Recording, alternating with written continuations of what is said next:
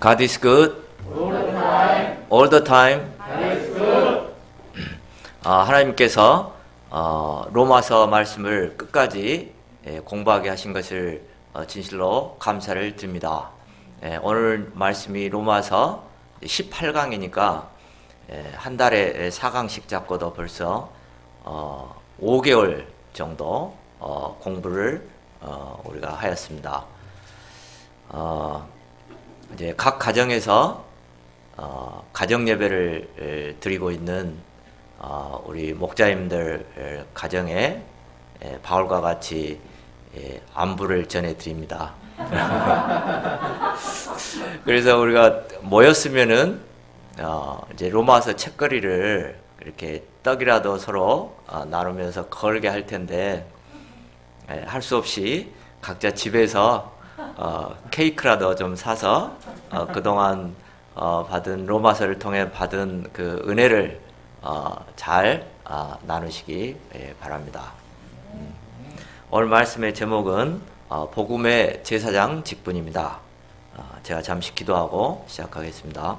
감사하신 하나님 아버지, 하나님께서 참 바울을 통하여서 참 복음의 이방인의 복음의 제사장 직분을 주시고 또 바울이 하나님 말씀에 순종하여서 참 땅끝까지 참 개척하고자 하는 참 개척 정신 가운데 참 살게 하신 바울을 또 이 시간 저희가 배우게 도와주시기를 간절히 기도합니다.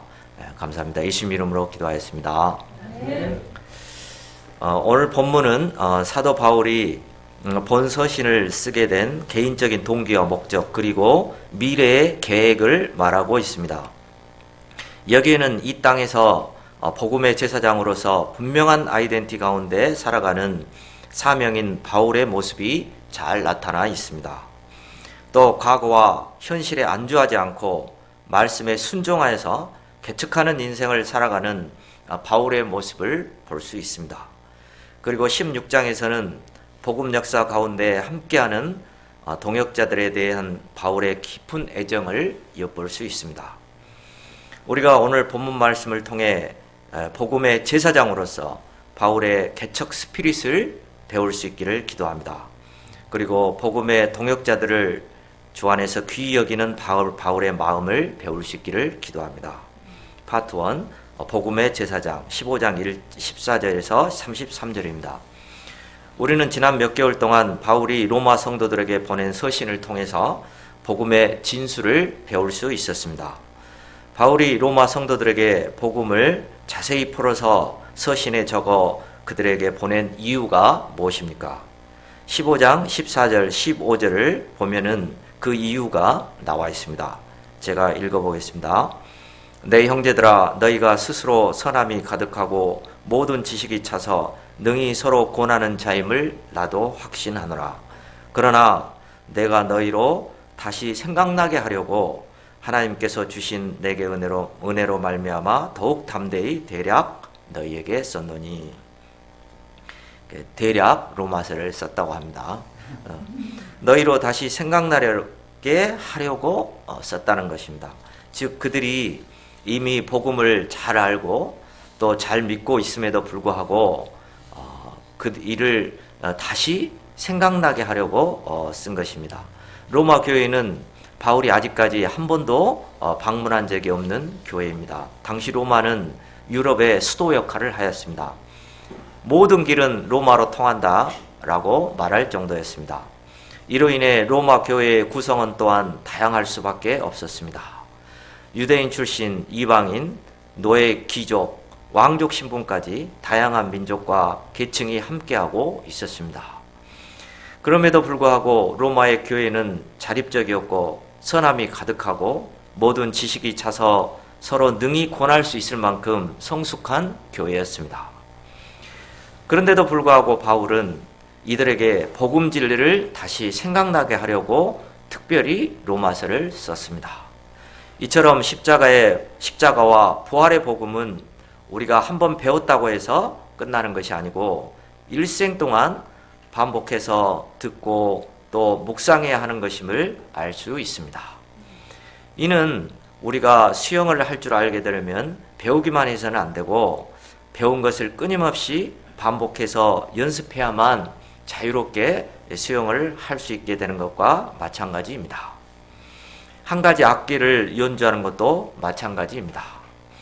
다은이의 연주를 들어보면은 우리가 보지는 못했지만 얼마나 많이 반복해서 연습을 했는가 안 봐도 알 수 있습니다. 같은 음이라고 하지만은 예전과는 질이 전혀 다르지 않습니까? 저에게도 축구를 할 때 킥을 잘하려면 어떻게 하는지 묻는 분들이 간혹 있습니다. 그러면 요령을 가르쳐 주기는 하는데 가만히 생각해 보면은 축구의 킥을 잘하기 위해서는 끊임없는 반복 훈련을 통해서 머리에서부터 발끝까지 모든 근육이 거기에 잘 맞게 갖춰져야지만이 비로소 가능해진 것임을 잘 알고 있습니다. 복음 진리도 마찬가지입니다. 복음 진리를 반복해서 또 듣고 굳게 붙들 때 비로소 복음 속에 담긴 하나님의 크신 사랑과 예수님의 은혜를 풍성히 누릴 수 있습니다. 반복해서 공부하고 소감을 쓰면서 마음에 새기고 실제 삶에 적용해 나갈 때 비로소 복음의 생명력을 우리가 누릴 수 있습니다. 이를 위해 좋은 방법을 우리 모임은 가지고 있습니다. 한 주 한 주 말씀에 대한 소감을 깊이 있게 쓰는 것입니다. 이는 공부한 말씀을 흘려보내지 않고 자신과 자신의 삶에 실제적으로 적용해 보는 것입니다. 어떤 목자님은 소감을 쓰지 않으면 인생을 헛사는 것이다 라고 농담 반 진담 반으로 말씀하신 적이 있습니다. 둘째는 말씀을 암송하는 것입니다. 말씀을 반복해서 암송하다 보면 말씀이 내 안에서 힘을 얻게 됩니다. 그럴 때 말씀이 나를 지배하게 되고 그러면 나의 지약된 생각들과 헛생각들을 이기고 물리칠 수 있습니다. 우리가 부활절을 준비하고 있습니다. 어떤 분은 또 고린도 15장 말씀을 암송해야 될 때가 왔구나 하신 분도 혹시 계실지도 모르겠습니다. 고린도 전서 말씀은 암송을 통해서 우리가 부활이 이론이 아니라 현재 나의 삶 가운데 실제적인 부활의 생명력을 얻고자 하는 것입니다. 말씀 암송을 통해서 우리가 실제적인 부활의 용사들로 거듭날 수 있기를 기도합니다. 15절 하반절 말씀을 보십시오. 사도 바울은 하나님께서 내게 주신 은혜로 말미암아 더욱 담대히 대략 너에게 썼노니 말하면서 하나님께서 주신 은혜로 말미암아 로마서를 간략히 써서 전한다고 말하고 있습니다.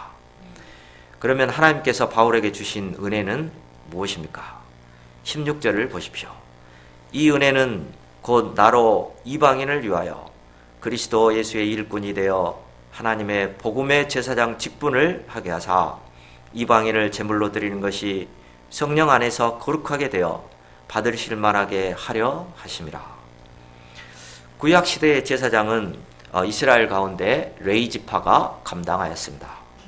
제사장 직무는 인간이 고안해낸 거거나 또 필요에 의해서 만들어진 것이 아닙니다. 하나님께서 친히 세우신 것입니다.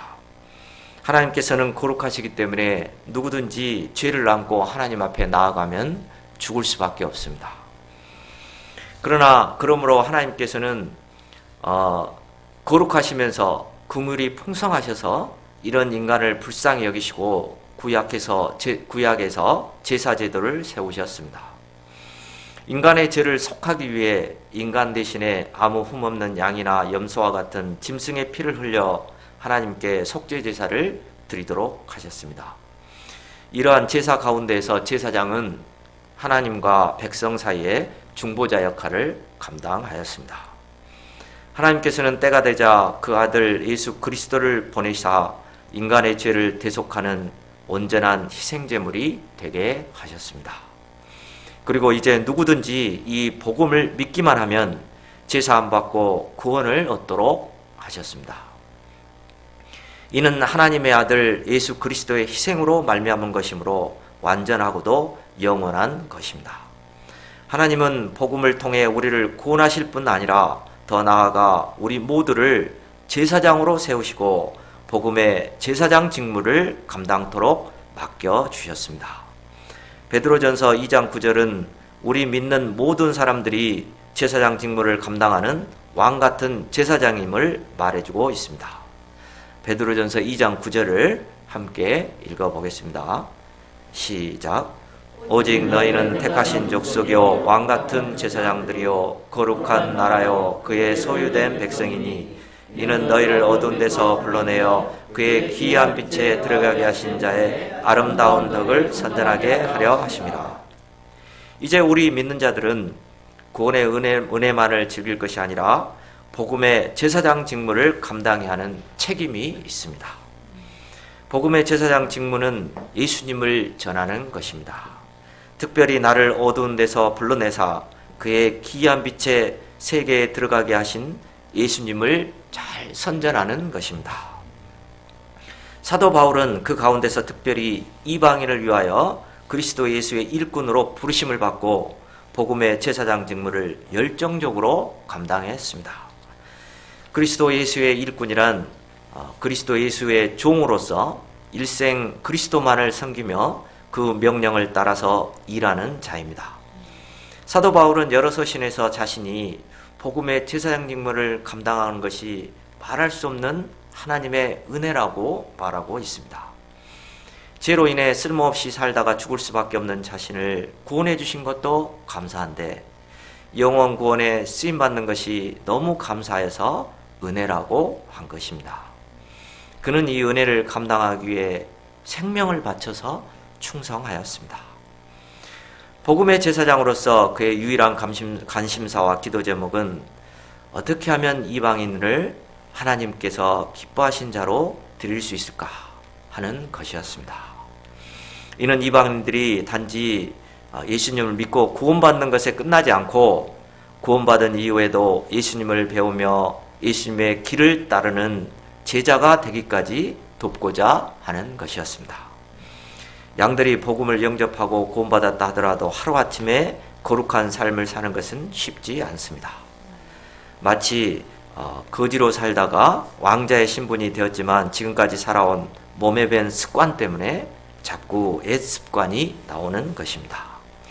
하나님께서 기뻐하시는 거룩한 산 제물은 우리가 실제 삶에서까지 변화되어 하나님께서 받으실 만한 자로 성장하는 것입니다.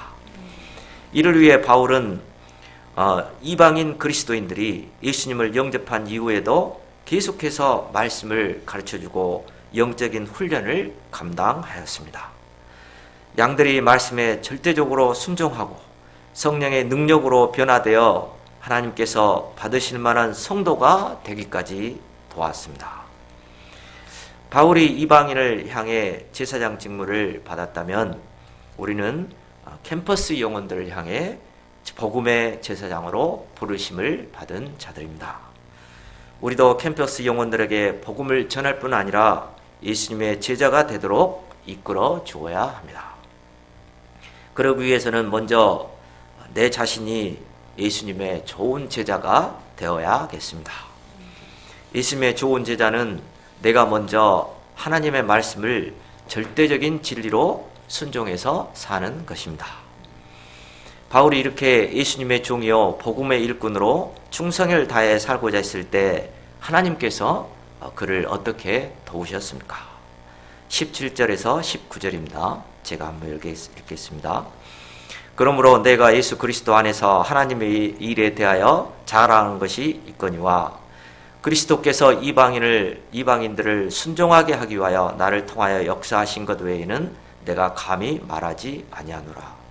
그 일은 말과 행위로 표적과 기사의 능력으로 성령의 능력으로 이루어졌으며 그리하여 내가 예루살렘으로부터 두루 행하여 일루리공까지 그리스도의 복음을 편만하게 전하였노라. 바울은 3번의 전도 여행을 통해서 소아시아와 마케도니아 지역의 여러 교회를 개척하였습니다. 그러니까 지금의 그 터키 지방과 또 그 그리스 지방을 이야기를 하고 있습니다. 바울이 말과 행위로 복음을 전했을 때 표적과 기사의 능력이 따르고 성령의 능력이 나타났습니다. 결국 성령께서 바울을 통해 구원 역사를 이루신 것입니다. 나는 할 수 없지만 우리를 통하여 역사하시는 성령의 능력을 믿고 의지하여 우리가 담대히 복음을 전해야겠습니다. 20절, 21절을 보십시오. 제가 읽겠습니다. 또 내가 그리스도의 이름을 부르는 곳에는 복음을 전하지 않기를 힘썼노니 이는 남의 터 위에 건축하지 아니하려 함이라. 기록된 바 주의 소식을 받지 못한 자들이 볼 것이요 듣지 못한 자들이 깨달으리라 함과 같으니라. 사도 바울은 복음을 전할 때 한 가지 원칙이 있었습니다. 남의 터 위에 건축하지 않고 미개척지를 개척하고자 하는 것이었습니다. 담대하게 불신자들을 향해 복음을 들고 나아갔습니다. 이를 위한 바울의 선교 계획이 무엇입니까? 24절, 22절, 23절, 24절을 보십시오. 그러므로 또한 내가 너희에게 가려 하던 것이 여러 번 막혔더니 이제는 이 지방에 일할 것이 없고 또 여러 해 전부터 언제든지 사바나로 갈 때에 너희에게 가기를 바라고 있었으니 이는 지나가는 길에 너희를 보고 먼저 너희와 사귐으로 얼마간 기쁨을 가진 후에 너희가 그리로 보내주기를 바람이라. 이를 보면 사도 바울은 로마에 잠깐 들려 사바나를 가고자 하는 방향이 있음을 알 수 있습니다. 사바나는 오늘날 스페인 지역으로 유럽의 땅끝이라 말할 수 있습니다. 사도 바울은 그동안 3번에 걸친 전도 여행을 통해 엄청난 일을 했습니다. 그 일은 인류 역사를 뒤바꿔 놓는 새 역사 창조였습니다. 그는 이제 남은 생애 동안 쉬면서 해고록을 쓰고 존경받으며 편히 쉴 수도 있었습니다. 하지만 그는 자만하거나 안일에 빠지지 않고 뒤에 있는 이미 이룬 것은 모두 잊어버리고 앞에 있는 표대를 향하여 전진하고자 하였습니다. 이는 그에게 불타는 개척 정신이 있었기 때문입니다. 그래서 우리는 사도 바울을 기억할 때 청년 바울을 기억하지 늙은 바울, 무기력한 바울을 기억하지 않습니다. 하나님은 말씀에 순종하여 믿음으로 도전하는 자를 귀하게 쓰십니다. 우리가 개척 정신을 잃어버리고 안주하고자 하게 될 때 자연히 조그만한 문제들에 얽매이게 되고 쪼그라들 수밖에 없습니다. 하지만 좀 고생스럽더라도 말씀에 순종하여 복음 역사를 위해 개척하는 인생을 살 때 진정으로 위대한 인생을 살 수 있습니다. 우리가 안주하고자 하는 마음을 부인하고 사도 바울과 같이 개척하는 인생을 살 수 있기를 기도합니다. 15장 25절을 보십시오. 그러나 이제는 내가 성도들을 섬기는 일로 에루살렘에 가노니, 지금 당장은 먼저 성도를 섬기는 일로 에루살렘으로 가야 할 일이 있었습니다. 그것은 마케도냐와 아가야 성도들이 에루살렘 교회를 위해 모은 성금을 전달하는 것이었습니다. 당시 에루살렘 교회는 오랫동안 핍박과 흉년으로 인해 많은 어려움을 겪고 있었는데 이 소식을 들은 이방교회가 돕고자 구제 현금을 모은 것입니다. 이 일은 중요한 의미가 있었습니다. 정통 유대교인으로 구성된 에루살렘 교회와 새로 개척된 이방교회가 이제 장벽을 허물고 서로 하나가 되는 계기가 되는 일입니다. 30절, 31절을 보면 바울은 이 일을 위해 로마 성도들에게 겸손히 기도 부탁을 하고 있습니다. 첫째는 에루살렘에서 바리새인들의 위험으로부터 하나님께서 지켜주시도록 하는 것과, 둘째는 에루살렘 교회가 이방 교회를 같은 하나님의 백성으로 인정하고 그들이 보내온 연보를 잘 받아들이도록 하는 것이었습니다. 파트 2, 문안하라. 16장 1절에서 27절입니다. 16장은 사도 바울이 로마 교회에 있는 동역자들에게 개인적으로 문안하는 내용입니다. 16장 1절과 2절을 보십시오. 내가 갱그리아 교회의 일꾼으로 있는 우리 자매 베베를 너에게 추천하노니, 너희는 주 안에서 성도들의 합당한 예절로 그를 영접하고 무엇이든지 그에게 소용되는 바를 도와줄지니 이는 그가 여러 사람과 나의 보호자가 되었습니다. 바울은 자신이 쓴 서신을 로마로 가는 갈 일이 있는 베베 자매에게 맡겨 전하고자 하였습니다. 그 베베 자매가 로마로 갈 때 그 로마서 서신을 아마 이제 들고 갔을 텐데, 만약에 지금 우리에게 그 로마서 그 원본이 있다면은 로마 그 이제 대형 그 옛날에 영국에서 그 대형 제국 박물관에 인도하고도 바꾸지 않는다고 했는데, 만약에 로마서 원본이 있다면은 바꾸겠다 말했다고 합니다. 그 귀한 것을 그 베베 자매님이 들고 로마로 갔습니다. 바울은 자신이 베베는 부자였다고 합니다. 그럼에도 갱그리아 교회에 충성된 일꾼으로 헌신하여 온 자매입니다. 특별히 바울은 그녀가 자신을 비롯한 여러 사람의 보호자였다고 말합니다. 이는 그녀가 전도 사역을 하는 바울과 그 일행들에게 그 숙소와 또 음식을 이렇게 제공해주고 필요한 것들을 섬세하게 살펴서 공급하여 왔음을 말해줍니다. 이런 베베 집사님의 섬김이 있어서 바울은 복음 역사에 전념할 수 있었을 것입니다. 바울은 이것을 말함으로 로마 성도들이 베베 자매를 존귀하게 영접해 주도록 부탁하고 있습니다. 그런 후에 바울은 로마 성도 중에서 가장 먼저 브리스가와 아굴라에게 문안 인사를 하고 있습니다. 이 브리스가와 아굴라 가정은 당초 로마에 살고 있었는데 AD 49년 클라우디우스 황제의 그 유대인 추방 명령에 의해서 고린도로 쫓겨오게 되었습니다. 그런데 그곳에서 2차 전도 여행 중이던 바울을 만나게 되었습니다. 이들 부부는 그곳에서 바울과 개척 역사에 귀한 동역자로 쓰임을 받아 섬기다가 AD 54년 다시 로마로 되돌아가서 지금 현재는 로마 교회를 섬기고 있던 중이었습니다.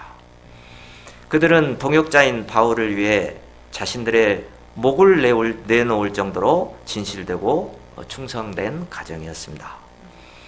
5절 상반절에서 또 저희 집에 있는 교회에도 문안하라 라고 하는 것을 보면은 이 부부는 로마에서도 자신들의 가정을 다 오픈해서 양들을 초청하고 섬기고 있었음을 알 수 있습니다. 5절 하반절에서는 에베네도에게 문안하고 있는데 그는 아시아에서 처음 익은 열매라고 말하고 있습니다. 즉 바울의 그 개척 역사 가운데 아마 첫 믿음의 조상으로 선자인 것 같습니다. 지금도 그 선교사님들이 그 선교지에서 믿음의 조상 한 사람을 세우기 위해서 5년, 10년, 15년을 투쟁하고 계시는 것을 보게 됩니다. 이를 볼 때 그가 얼마나 귀한 사람인지 잘 알 수 있습니다. 바울로서는 잊을 수 없는 그가 이제는 로마로 파송되어서 그곳에서 열심히 역사를 섬기고 있음을 생각할 때 바울의 마음에 특별한 감사가 넘쳤을 것입니다. 6절과 7절에서는 헌신적으로 섬기는 마리아와 또 복음 역사를 섬기다가 바울과 감방 동기가 되었던 안드로니고와 유니아에게도 문안하고 있습니다. 그들은 바울의 고난의 때에 함께했던 동역자들로서 그들의 고마움을 잊을 수 없었을 것입니다. 그 외에도 암블리아, 우르바노, 스다구, 아벨레, 아리스토볼로의 가족, 헤로디온, 나기스의 가족, 또 두루베나, 드로보사, 버시 등 과거에 함께했던 잊을 수 없는 귀한 동역자들의 얼굴을 떠올리며 현재 로마에 있는 그들에게 애정과 관심을 표하였습니다. 13, 14, 15절에도 루포와 그의 어머니를 비롯하여 많은 동역자들 한 사람 한 사람 이름을 부르며 문안 인사를 하였습니다. 이런 바울의 문안 인사에는 한 가지 특징이 있는데, 그것은 한 사람 한 사람을 문안할 때 주 안에서 사랑하는, 또 그리스도 안에서 우리의 동역자라는 말이 무려 11번이나 반복되어 나옵니다. 바울은 모든 것을 주 안에서 생각하고 주 안에서 행동하는 자였습니다. 주 안에서 영접하고 주 안에서 동역하고 주 안에서 사랑하고 주 안에서 서로 인정하고 주 안에서 수고하는 것입니다. 그의 인생 철학은 주 안에서였습니다. 이들 동역자들은 서로 나이도 다르고 출신도 다르고 직업도 다르고 심지어 인종이 다른 분도 있었지만은 주 안에서는 복음 역사를 함께 섬긴 동역자들로서 이러한 장벽이 문제되지 않았습니다. 한 사람 한 사람, 한 가정 한 가정이 모두 주 안에서 사랑하는 귀한 동역자들이었습니다. 저는 특별히 이를 생각할 때 우리 모임에서도 주 안에서 많은 귀한 동역자들이 함께하고 있음을 깨닫고 감사하게 되었습니다.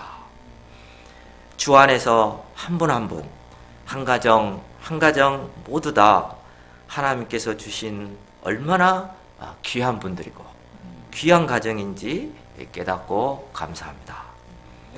요즘 사회적 거리 두기로 인해서 서로 얼굴을 보지 못하니까 오히려 더 귀하게 느껴집니다. 제가 지금 바울처럼 주 안에서 우리 교회 모든 분들 한 분 한 분의 이름을 부르고 안부를 전하고 싶지만 그러면은 우리 예배가 제 시간에 끝나지 못할 것 같아서 시간 관계상 다 할 수는 없고 양해해 주시면 저희 요해 동역자들에게 안부를 전하고 싶습니다. 항상 어려운 자들을 찾아서 애정을 다 쏟아주시는 주 안에서 귀한 동역자이신 홍희상 목자님, 세 자녀를 키우시면서도 주님 일에 늘 헌신하시는 우리 홍리부가 사모님, 그리고 다혜 애한이에게도 안부를 전합니다. 멀리 독일에서 주님의 일에 충성하시는 주 안에서 사랑하는 우리 김지연 목자님, 김남희 사모님, 혜원이, 재원이에게 안부를 전합니다. 항상 변함없이 충성되고 주 안에서 귀한 우리 동역자이신 김영수 목자님, 김은혜 사모님, 그리고 우리 이삭이와 하나에게도 안부를 전합니다. 새벽마다 멀리 수원까지 출근하고 퇴근하면서 믿음의 중심을 지키고 선악 영향력을 끼치고 있는 주 안에서 사랑하는 윤성호 목자님, 윤미듬 사모님에게도, 그리고 우리 귀염둥이 예은이 제이에게도 안부를 전합니다. 주 안에서 사랑하는 우리 신베드로 사장님, 영미 사모님, 신재훈 이정원 가정, 누가 주니어, 그리고 김대웅, 고대웅, 김동현 형제님, 그리고 멀리 계신 우리 광주에 계신 장모님에게도 안부를 전합니다. 그리고 마지막으로 지금 우리 집에 있는 주 안에서 귀한 동역자 김모니카 사모님, 또 주님께서 자녀이자 귀한 동역자로 허락해 주신 하은이, 창경에게도 안부를 전합니다.